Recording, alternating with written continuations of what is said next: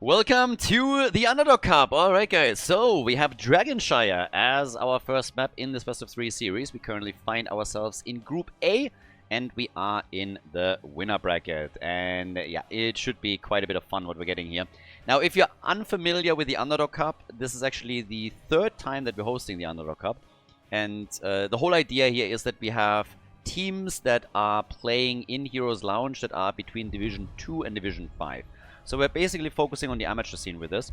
And the idea is to give a little bit more, to put more of a spotlight onto the grassroots scene, to give teams that wouldn't really sign up for a high prize money tournament and just want to have some fun here, want to show their skills off and just play in a tournament environment. And the whole goal obviously is to also incentivize teams to sign up for other tournaments where we have some of the top dogs participating too, and to just, you know, get the confidence here to play in that environment. So on a skill level, we are a lot lower than this. We have now teams in from Division 5 to Division 2 as we're going through the groups and then through the playoffs themselves. Obviously, we're getting to a higher and higher level with all of this.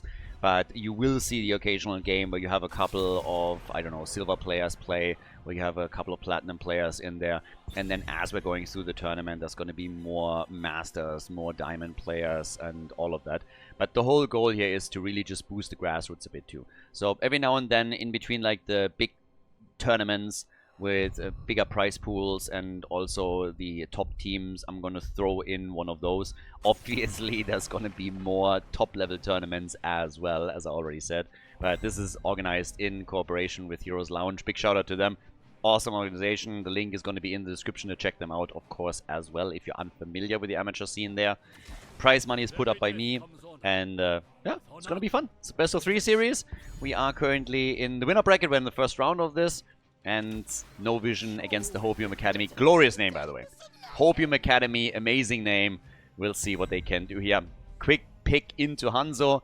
We have still the rule, by the way, that a hero can only be played once within a series. And as I already said in other situations, this is going to have a way bigger impact on these teams than it does on a top team that has been around for ages.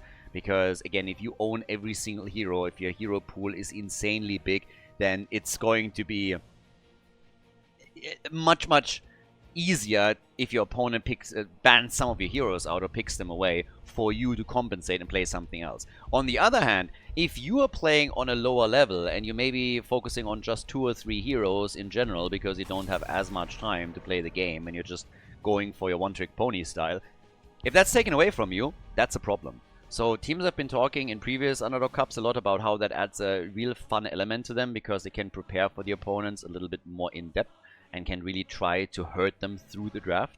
So yeah, that's something that we are likely going to see here a little bit more, and I'm definitely all here for it. So it's going to be a fun one. Malthael plus Anna already opening up some opportunities for them. Normally with Malthael you see a lot of last rights. We've seen the occasional pick into Tormented Souls. With Anna you could technically boost Malthael there. Whereas Deckard Cain and Junkrat are kicking us off, and that leads to a quick ban on Stitches. So they don't want to have some kind of gorge into a trap and Deckard Cain CC. And it slowed down the picks on the red team a little bit. They are deviating back into Muradin, and we have Falstad. So we have the double dwarf over here. Air dwarf and land dwarf. Both with a majestic beard, of course. Yeah, I could never rock that, but it's impressive. Muradin, already known as Budget Gimli. And then, over on the left side, Johanna and Thrall. So we got a triple frontline for No Vision. Triple frontline for them. Final pick into Satori. Yeah, we definitely have a Naruto fan over here. Satori was a pretty cool character, I gotta say. The Akatsuki in general, really good. And by the way, before I have some Germans chip in again with like, it's called Akatsuki. Look it up. Like, again, I don't want to have any discussions here. You can look up the original. They're called the Akatsuki. So, don't come at me with this, like, typical pedantic German attitude and then claim the wrong thing. We went through the spiel the last time that I said it. So, Satori with Leoric, and, well, that brings us to Dragonshire. Game number 1, everybody. Let's go. We got No Vision against the Hopium Academy. No Vision on the left. They should play Illidan, by the way, talking about No Vision. We got Walking Bad on Malthael, Eraser on Thrall, Thanos playing Ana for the team. We got Horosh on Hanzo and Wurst-Willi on Joanna. Alright, my friend. Wurst-Willi for the blue team. Over on the right side, we got Satori on Leoric. We got Syriax on Muradin. Muffin Senpai. Oh my god, dude, now you started something. If you're the Muffin Senpai, now I need a couple of muffin pictures. What does that mean? Is the Muffin Senpai making muffins? Does he have the best muffins? What's going on there? Alejandro with Junkrat, and we got Lolo on Deckard Kane. Oh, now I want some muffins. Oh my god.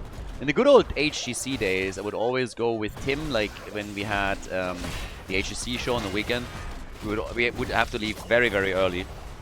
I think sometimes at like 5:30 or so. It really depended heavily on traffic and on other stuff. And we would drive over to the studio in Manhattan Beach.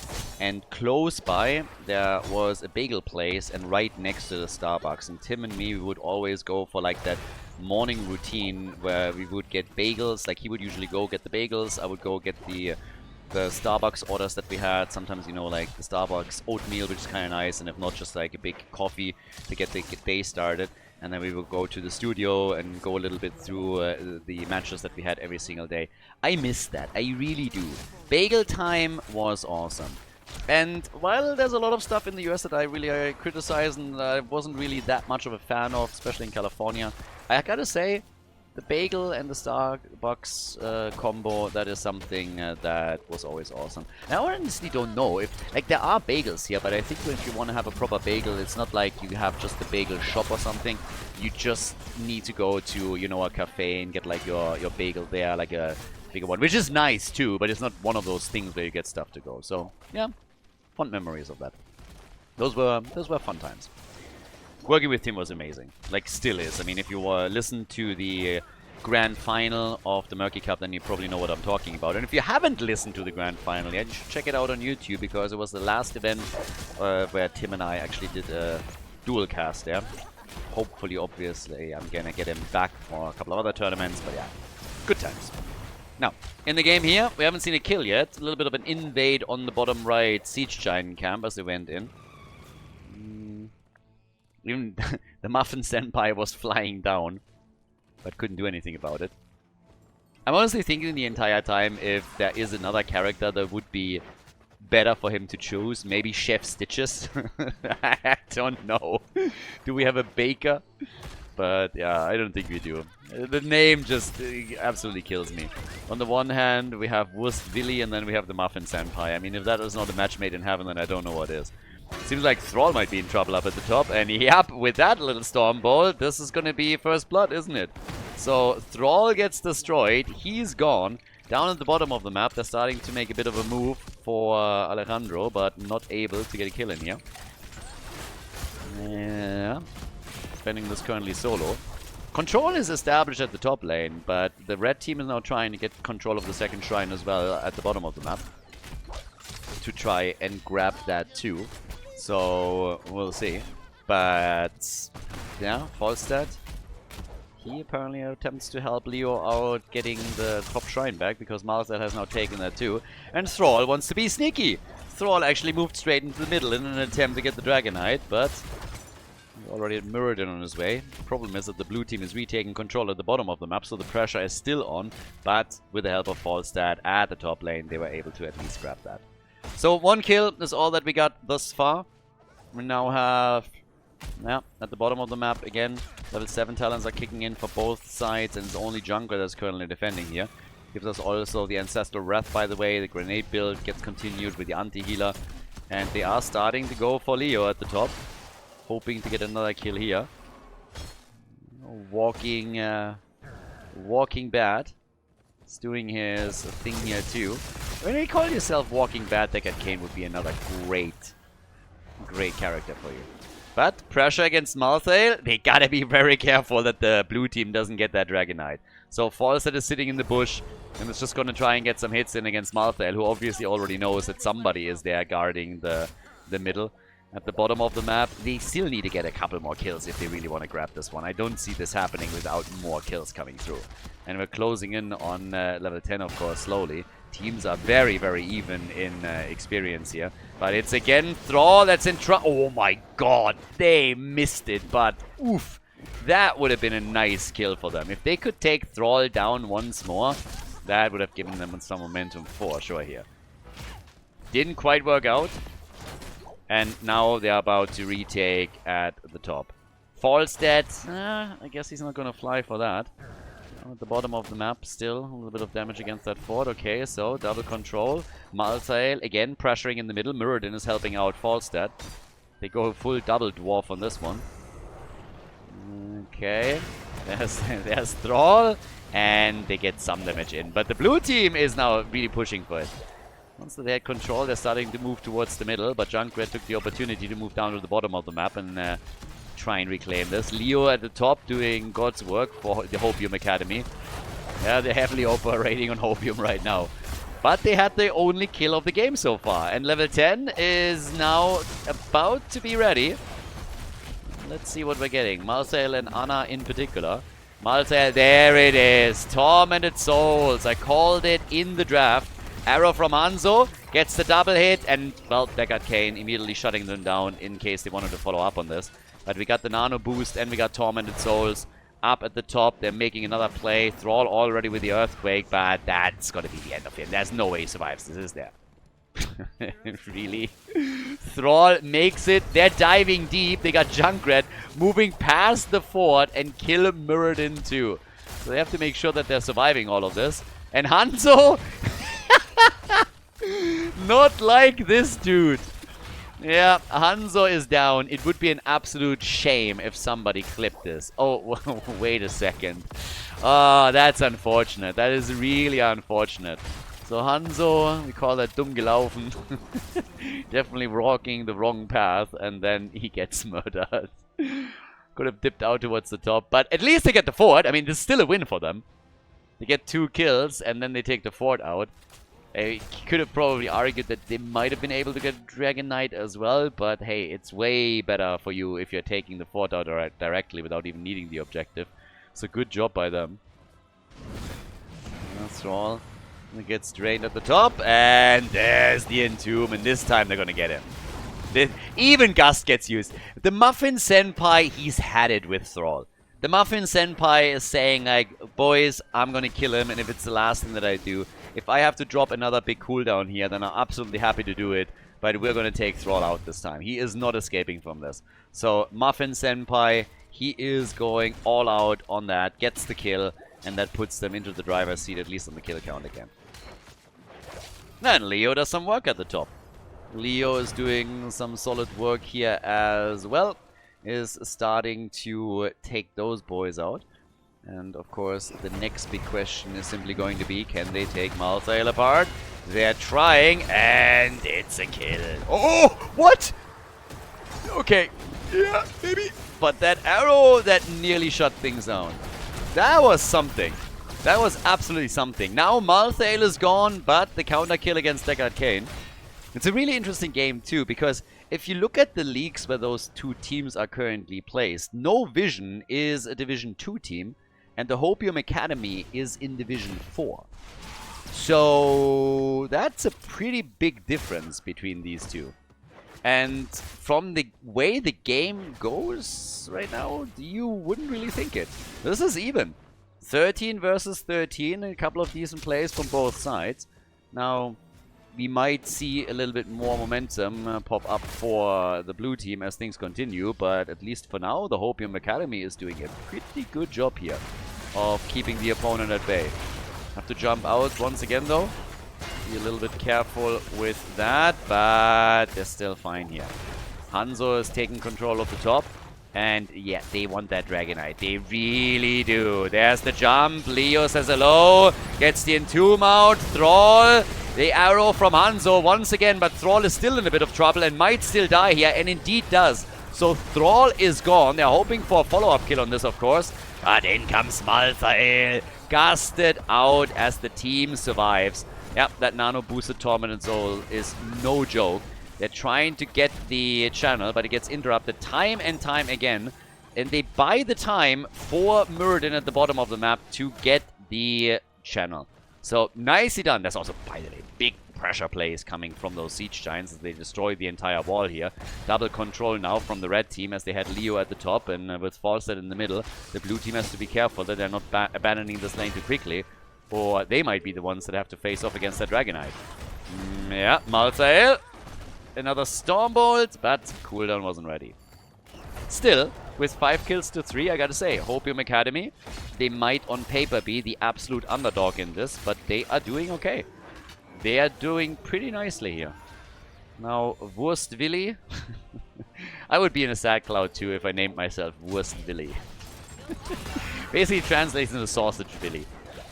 So, yeah, obviously you have the alliteration going on, so I think that makes it a little bit more humorous. That's German humor for you right there. We go for alliterations and then we think they're funny. But, well, that's just what it is. Ah, these entombs against Thrall are really starting to screw with him. So, Leo, I'm not so sure why he didn't help, why he just ghosted in and didn't just, you know, drop and drain and swing. And, like, I'm not quite sure what Leo was doing in there. Maybe he didn't realize that he could press the button again. I don't know. But that looked initially like they might be able to get a kill on Thrall, and it was far from that. Thrall was unimpressed. He dropped his Earthquake on them, and they was totally fine. Arrow against Muradin. It's still going to be good. Oh, no. Anna. That nano boost. Ay. That was a bit too late to have an impact there. No, not really the moment. They get the early level 16, though. Damage output. Thrall is getting caught again. Like, this is a thing here. This is just a thing. I don't even know why he dropped the Entomb on this one. But it's a short cooldown anyways. Malthael at 32,000 damage. We got also 32,000 for Falstad. So those are the two top damage dealers for the two teams. Only 1 fort destroyed so far. And even 12 minutes in, we haven't seen a single Dragonite yet. In the middle. Yeah, well.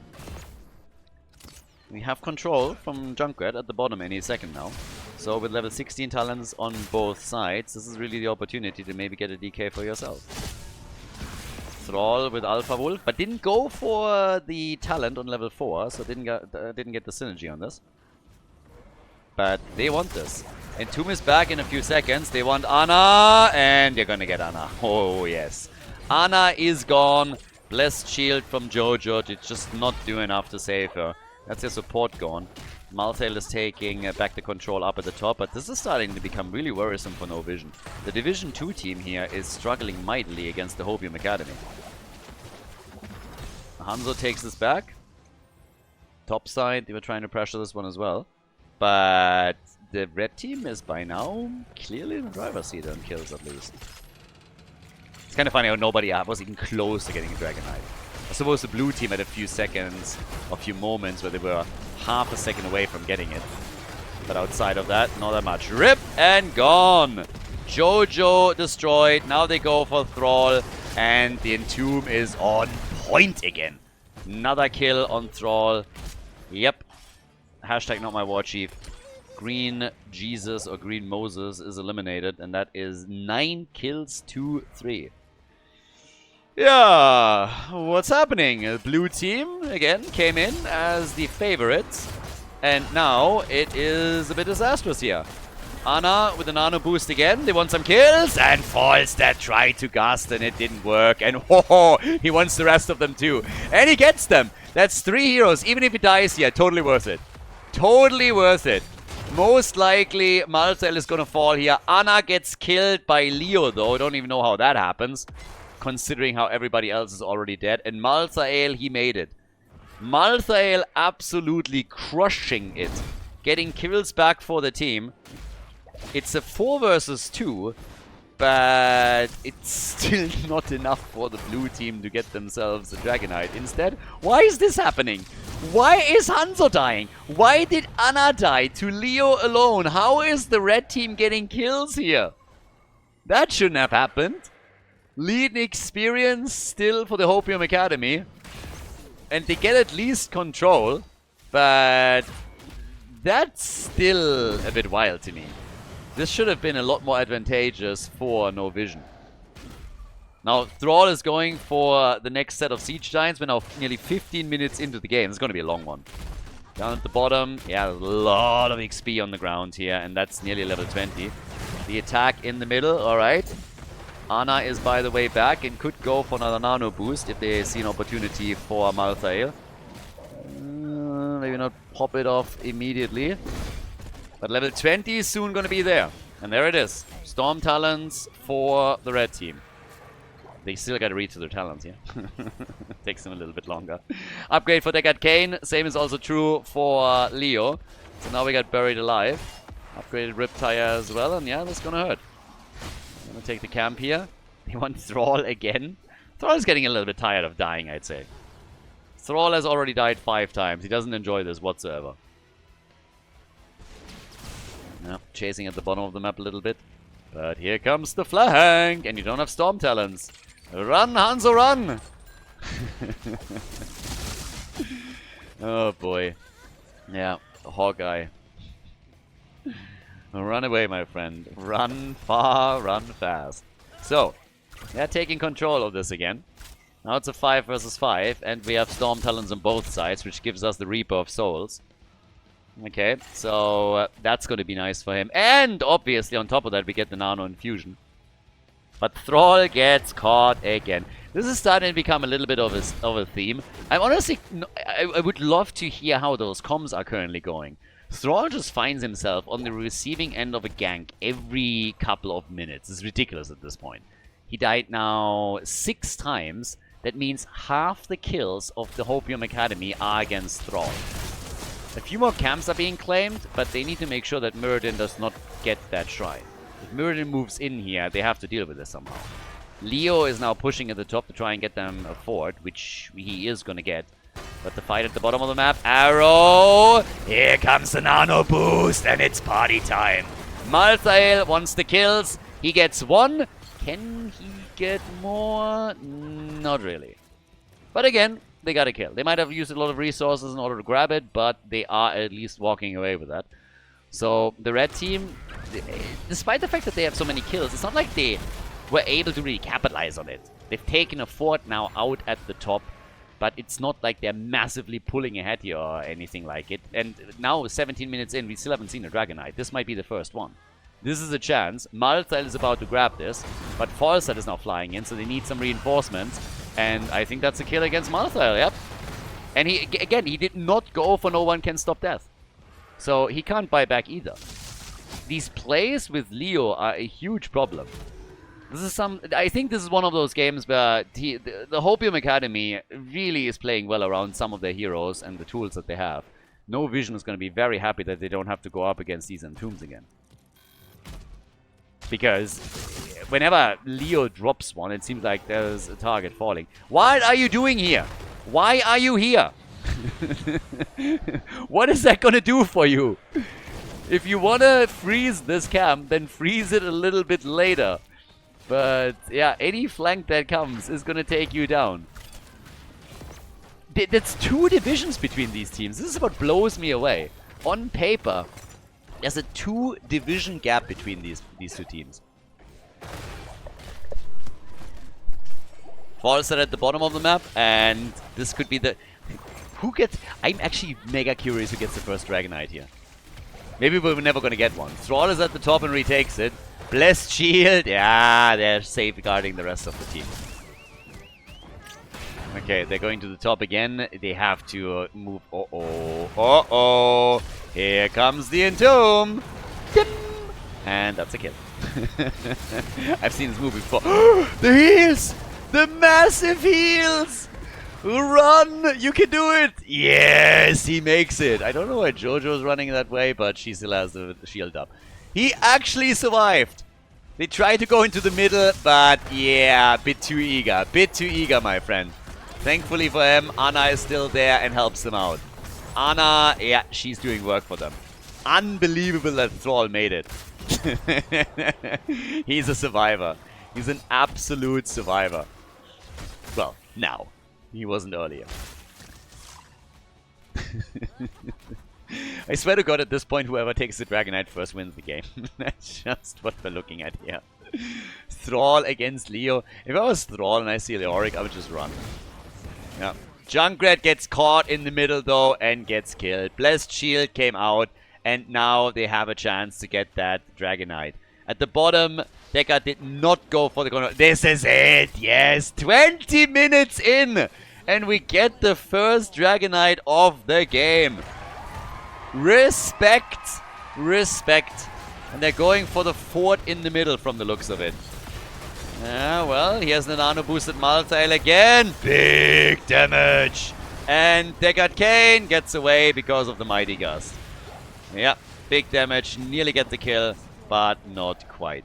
And apparently, they don't want keeps. Okay, I actually thought he's going to move towards the top and just try to take out the top side fort. But they're working at least that wall down in the middle. Still 5 kills behind.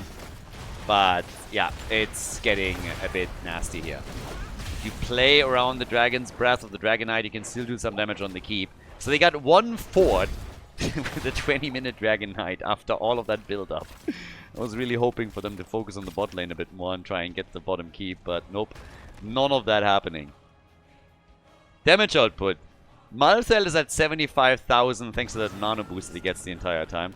Thrall has died a lot, but he's at 40,000 damage. Hanzo's at 46,000. Even Jojo's catching up with Thrall. And, well, we got Falstad on the 58k. Those gusts are kind of important. Whenever the double ult is coming in with Tormented Souls and nano boost, if you're Falstad and you get the angle to just gust him away, that's a winning cooldowns. This is ridiculous. And this is one of the biggest tools that No Vision, of course, has. All about the camps at this point. Leo hasn't even died yet. What a new performance. No trade activation. That's just sad, my friend. Trade not activated. But yeah, Satori, not shabby. 22 minutes in. We have 21 kills in total. And Leoric hasn't died even once. So, yeah, so far it's going okay for him. He also was the one that made sure that the top fort fell. Falstad defending the bottom of the map against those siege giants. Yep, up at the top, they're pushing with the camp and they're trying to get some pressure on that fort. It's the last remaining one, so structurally they want to push. They want to pull farther ahead. Stormbolt misses, okay. Yeah, but the defense is obviously going strong right now. It's a 5 versus 5. Double checking the bushes a bit just to be on the safe side. And yeah. Waiting for that next shrine to activate. And there it is. Shrine is activating, and we're gonna have another opportunity here. Alright, Satori already at the top again. Should take that wall, those walls out at some point, honestly. This is just providing vision to the opponent right now, so if you get rid of those, then at least you can play with vision a little bit more. The teams have already at times tried to do exactly that, but you're going to make your whole life a lot easier if you just take those out. There's nobody that really is going to take big advantage of that in any way, shape or form. With the objective up again, it's the opportunity. Only siege giants are still there, and they claim them quickly. Merlin tick delayed. Just a bit. So, who gets the next one? We're 23 minutes in now. What's going to happen with that big team fight? Leo... They're starting to move more as a 5-man, and I honestly think that is specifically with Thrall not a bad idea. Because whenever a hero was alone on the lane, there was a gang coming. Leo just ghosted in, dropped them in tomb. We had Falstad flying over as well, making it 2 versus 1, maybe delaying with the gust even. And this was clearly a problem. But they have to take the top, and they have to take it quickly. Because that's an opportunity, but yeah, they claim it just in time. Leorki, yeah, he still made it. So Leoric is still totally fine here. Falstad is playing the fort in the middle. Now you have the global card, of course, that he can execute. And they're doing pretty okay with it. So that's a fort destroyed. Up at the top. Yeah, if Malthael dies, then you're in deep shit. And Malthael is about to go down. Saves himself. Gets the kill on Leoric. And he just runs a clinic on them. Look at this. Malthael with the insane damage. Gets the second kill, goes for number 3. Malthael with a triple kill, 91,000 damage. He is absolutely crushing it in those fights now. The nano infusion from Ana is just too much to handle in that combo. 11 kills to 13. Now they go for the next Dragonite, and they're going to grab this one. Malthael, absolutely bonkers. He was dead. He looked dead. It looked really like that's it. He got entombed, and then Ana somehow, with the burst heal, kept him alive long enough for him to also get a self-sustain going, drop the nano infusion, and really started to put the work in there. Now we have 2 defenders. The third one gonna respawn in the forms of Leoric quickly. I actually don't know why he's at the top lane. So, yep, he needs to rejoin the team and rejoin them quickly. But that's at a minimum a keep, and they might be able to end the game here. We're 25 minutes in, and it's still another 10 seconds until Muradin is gone. So the keep is 100% eliminated. And then it's just a question of how much they want to commit to this. They could... I mean, core damage, if they commit, is inevitable. The question is simply how much. And don't get baited into the keep in the middle. That Dragonite should just fire away at that core as best as it can. That shield is gone.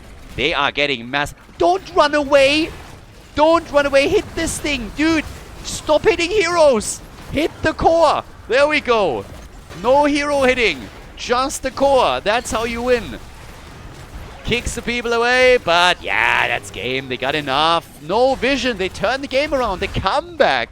Hopium Academy. They lost map number 1. They lost Dragonshire as No Vision executes their big comeback on the first map. We're heading into the next game in a moment. Before we do, once again, a bit of an appeal from my end, guys. You can support the stream for free right now. We got a campaign currently going on with Opera GX. It is the easiest campaign ever.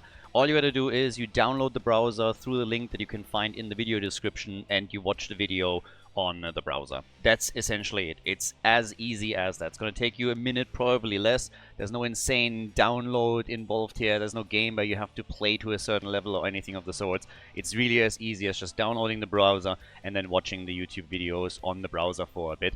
Browser is quite nice, has an integrated VPN, has integrations for Discord, WhatsApp, and a lot of other tools, so it especially targets gamers. But if you just want to support the stream, this is literally all you gotta do. Check out the link in the description, download it quickly, watch the video there, and you're good already. Thanks a lot for the support. Really appreciate everybody that is taking a minute or two to do this real quickly. Thanks a lot, and enjoy the rest of the video, guys.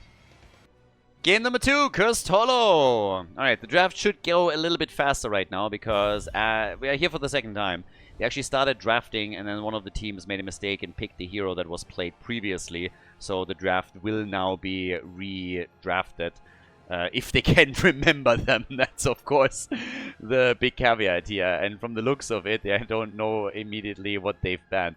But we're going to Cursed Hollow right now. We got No Vision with a 1-0 lead. For the Hopium Academy, it's a little bit awkward, I would say, because they actually had a great early game. And I think a lot of that hinged on them ganking heavily with Leoric against Thrall in particular. So they were just targeting the solo laners and just stopping them from escaping with either a Gust, with an Entomb, or whatever else. And since heroes can't be played more than once, a lot of the tools that they used on the last one are already gone. So I think for No Vision, this is going to be quite nice, because No Vision on paper is a massive favorite. They're playing in Division 2. Hopium Academy is a Division 4 team, so there's a big gulf between those teams. But as is right now, Game 1 was super difficult for the blue team, and they barely made it back. That comeback in the late game was something. So for the Hopium Academy, they should be proud of what they accomplished on the first map. Question is still, can they repeat it now? We get the Haka as an actual global. Then obviously we get Brightwing, which just doesn't count. Again, the Fruit Fly is disgusting, has magic spit, nobody likes her. So we don't count that as an actual global. Also doesn't have the wave clear to mirror the Haka, for example. And by now we got Diablo on the right team side. I'm a little bit surprised, by the way, about the Malthael ban, because I just said that we had to restart the draft because No Vision, sorry, it was actually the Hopium Academy, accidentally picked the hero they weren't supposed to pick because it was already played. So then we restarted the draft, and now they ban Malthael. Does anybody see the problem here? Malthael has been played on the last map with success by them. No, actually by the opponent. Why ban him? So I'm not quite sure if they understood the rules properly, but at this point it's obviously then just simply a dead ban. unless the teams in the chat were just saying like, alright, if they make some kind of arrangement there where like, oh, sorry, we forgot, we would like to ban that guy instead. Maybe it worked out like this for them. But I think some people are a little bit confused here. Which is fine. If you play for the first time in the tournament format is something that you're not used to. And then at some point during a draft, you might just go for autopilot. And you know that you got your ass kicked by Malthael on the last map. So maybe you just say like, alright, just ban that out. As is, we now have Imperius banned. Tigers gets banned. We're having Garrosh and Anduin on the other side. So you have that light bomb engage. Could technically even go for Genji, if you want to go for the full combo on this. And talking combos, curious what the Hopium Academy is going to play around Diablo. It's really not the league where I would say we're going to see a Malthael, for example. We get Jimmy. Okay. Jimmy is in, and we get Chromie. The Muffin Senpai takes Chromie. She has a bit of a muffin face. By the way, I hate the Muffin Senpai right now. I was a big fan in game number 1, but honestly, at this point, every single time that I read the name, I'm getting hungry. It's like somebody calls themselves the pizza baker or something. Just not cool. Just absolutely not cool.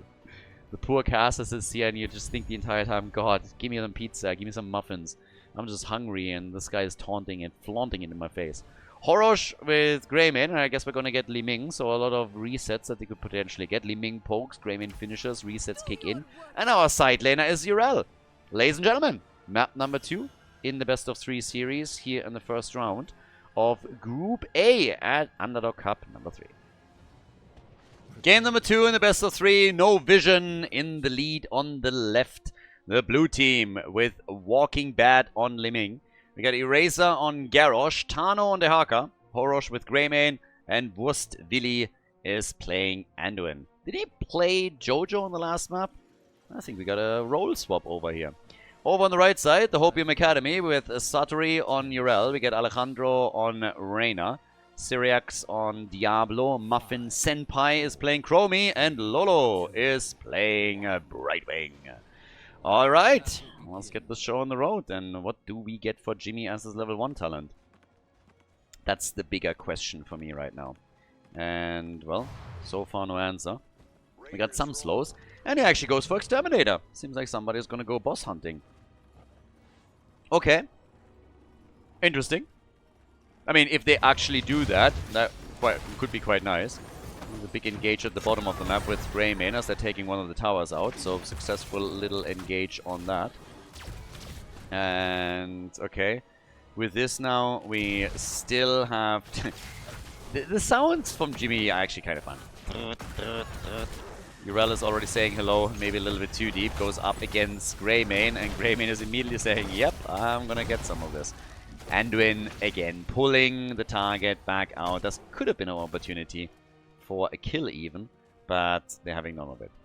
It's a moment of truth. I really want to see how the Hopium Academy is going to play this one out. Was game number 1 just so difficult for No Vision because of the draft? Was it this thing where the Hopium Academy had some of their best picks and they just did really well around those, were able to leverage, for example, Leoric, or is it just going a bit deeper than that? And that's exactly what we're going to find out right now on this map. We're having a bit of a chase on Dehaka. Yeah, lots of damage here. As Jimmy is using Exterminator to get himself the first camp. They're trying to... well, actually, I thought for a second they were trying to time it. But the objective is also spawning down at the bottom of the map. That's tribute number 1 that we're going to get. And now the aggression through the top lane from Dehaka. That's exactly what I talked about earlier. Brightwing has just absolutely no way to mirror this. So that lane will be lost over time if Brightwing is the only one there. You might be able to hold that for a while and slow it down, but you have absolutely no chance of winning that lane against someone like Dehaka. So that's a problem that Brightwing definitely has one way or another. So, yeah, we'll see. But again, with that, let's have a look of what's going to happen around the top. There's more camps that can easily be claimed here. And they're already starting to try and go for the next one. Maybe that gives them a bit more pressure on the lanes that they can use. But at the bottom of the map, the blue team is really just getting eager to try and get some kills in here. So they want to destroy those towers. They want to see if they can, around the tribute, also get maybe a few quick hits in against some of the heroes. Jimmy is still sitting in the middle with the camp, I might add, and could now technically try and get that wall bit damaged. But with Greymane and Dehaka both saying hello and just shutting that down early on, that's not going to happen for now. So it's all about whether they can take the camp out in time, or if it is actually going to do some damage. Brightwing is still sucking up some experience at the top lane. Teams are very, very even here in XP, and we have now 0 kills. So haven't seen a single kill yet. But this is going to be the big fight. Apparently they're all willing to invest a lot of resources on this.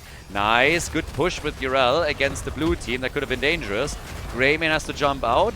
Starts to drop a little bit low on this. And they're able to make it. So they're getting away from this one. But the tribute is still up. It's a 5 versus 5 at the bottom of the map at this point. And everybody is still playing this one out as best as they can. Just hoping to grab this one. And it's actually quite the commitment considering that it's only the first tribute.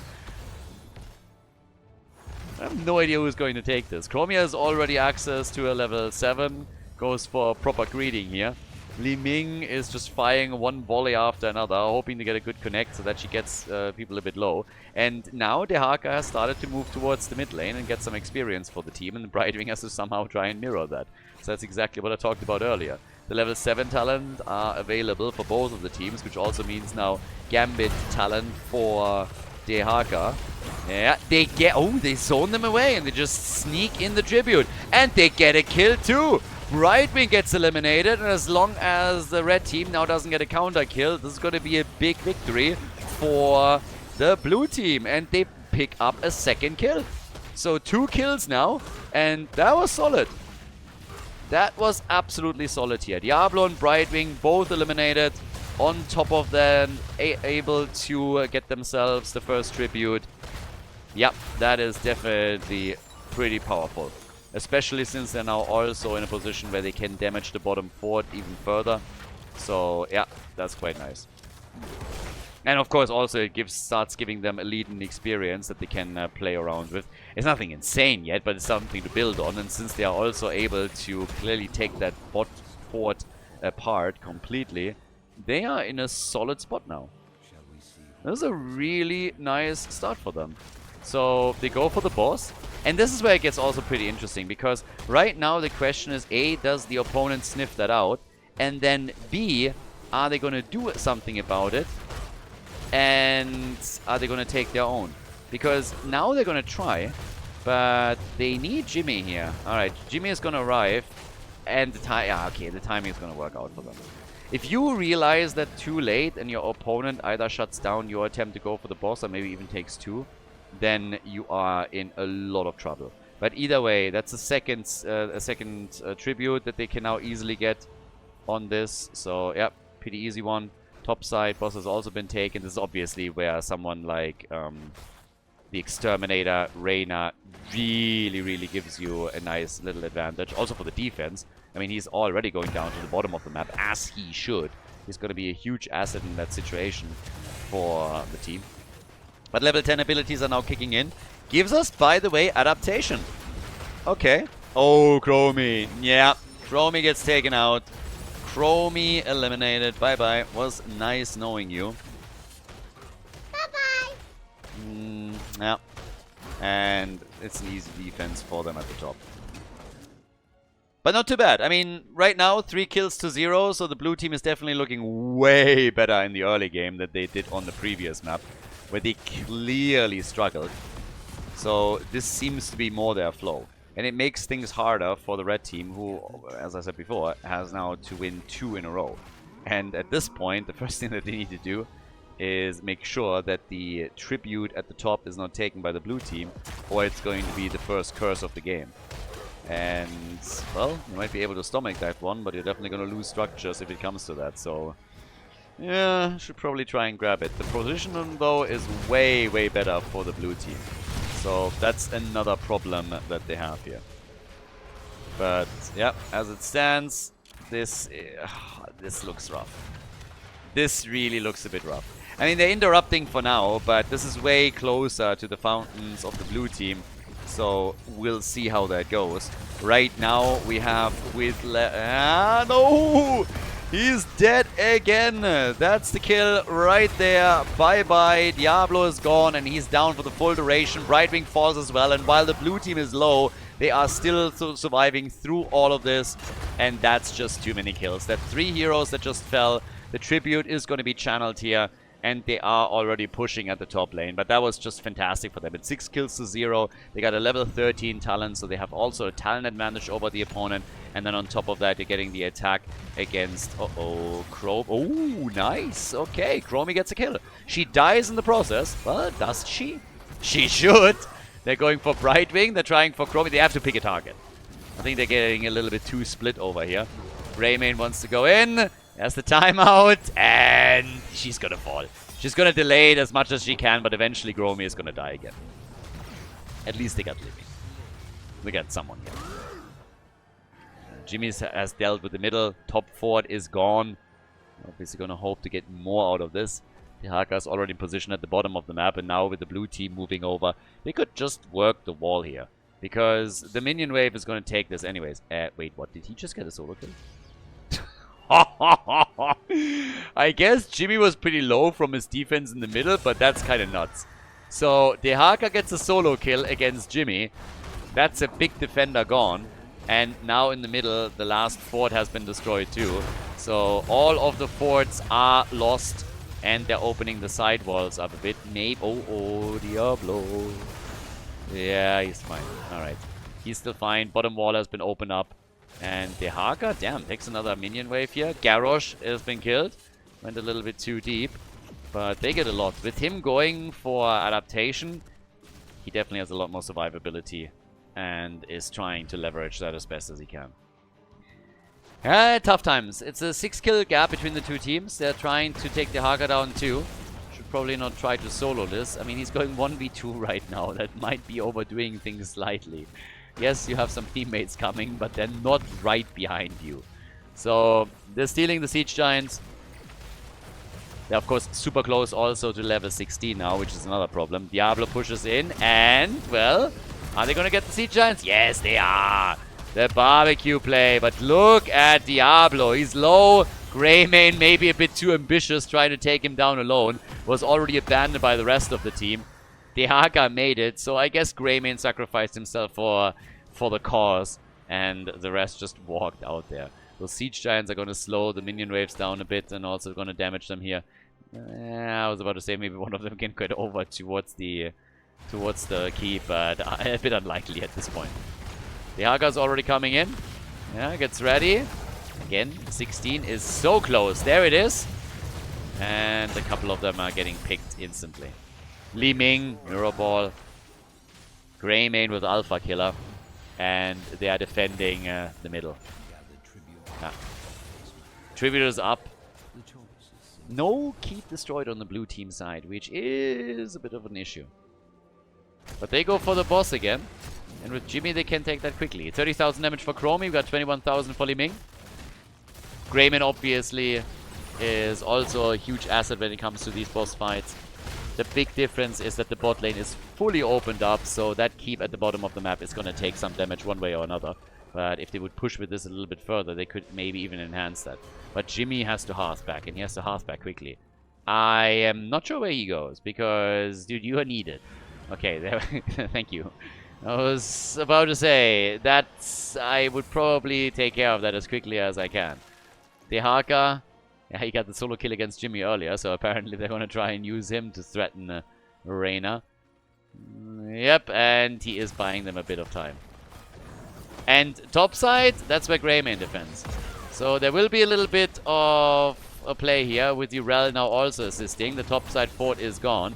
Dehaka tried and could not connect it. But they haven't given up on this yet. If they get a bit of cooldown reduction here, they might be able to get that lick after all. And they get the light bomb. Diablo, bye-bye, he's gone.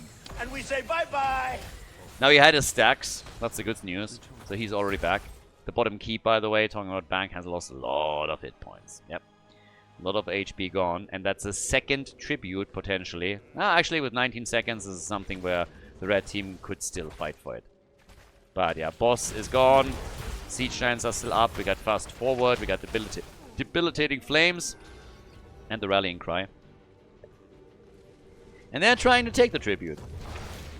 But this is a very, very different game compared to what we saw on the first map. And yeah, they are able to interrupt Anduin. But again, with 9 kills to 3, a 1-level lead. And again, the lead on the tributes alone. The blue team is in a solid spot. It's even talents though. If you make a comeback, then this is the way to do it. Force the even talent fights and just play around those. And they're trying. They're looking for opportunities the entire time to jump into the backline and try and get a kill here. Greymane gets attacked, eats some of the damage, but they're turning it on Yrel and on Diablo. The problem is that Garrosh is a bit low. Gets the heals, and, well, it seems like Diablo might be in trouble here. But Greymane is the first one to fall. The problem is that shortly after, Diablo and the Fruit Fly both get eliminated. That's a double kill right there. Yrel jumps out. Jimmy, no chance of survival. Gets isolated and killed. And with Jimmy gone, that's of course 3 heroes now dead and another tribute for the team. So, yep, well done here.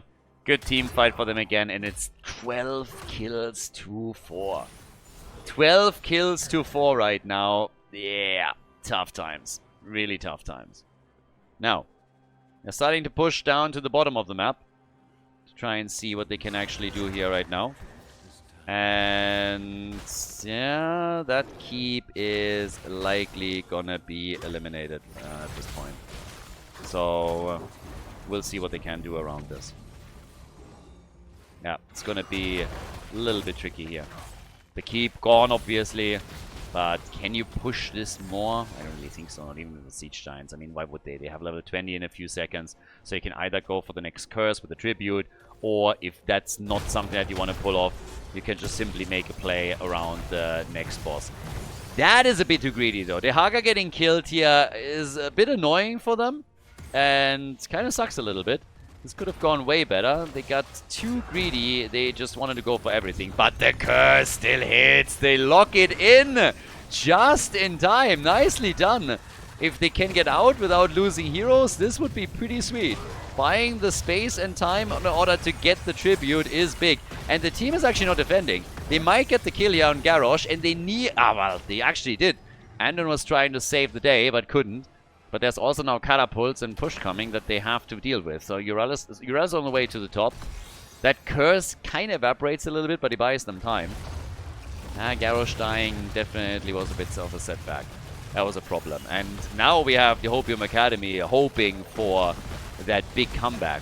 The comeback that we saw from No Vision in game number 1. They take another fort out. There's also catapults on the core. Yeah, we're 16 minutes in. Doesn't really hurt that much yet. But it's the keep that is taking some damage here. And there's another wave already at the bottom of the map. With the curse, obviously, this hurts. And yeah, the shield is not going to get dropped here. But it pins Yrel down in the back. This is a bit of a weird one, honestly.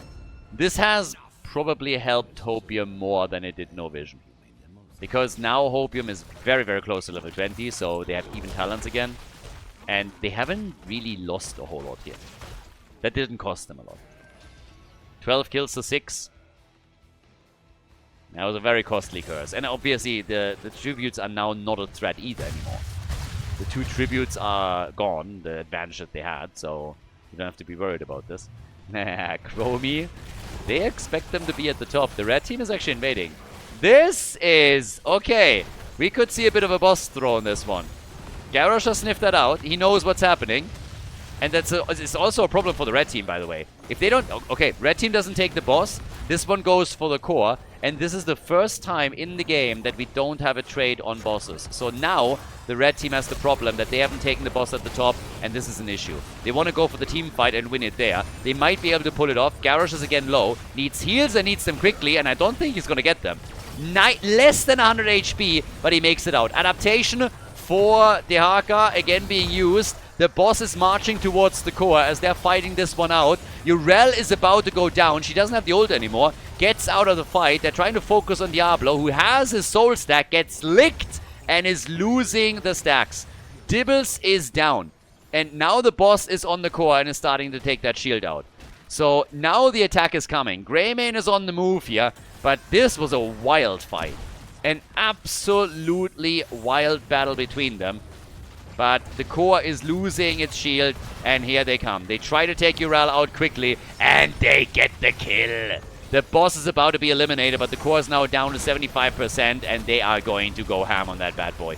If Greymane makes it onto the core, then it's just over. Catapults are there as well. We got a triple catapult on the move. This is not looking good. Not at all for the Hopium Academy. They're losing too much ground too quickly. I honestly don't understand why Greymane is just not going auto-attacking this thing. But the catapults are already taking it for the team. This is game a 2-0 victory for No Vision against the Hopium Academy. GG and well played.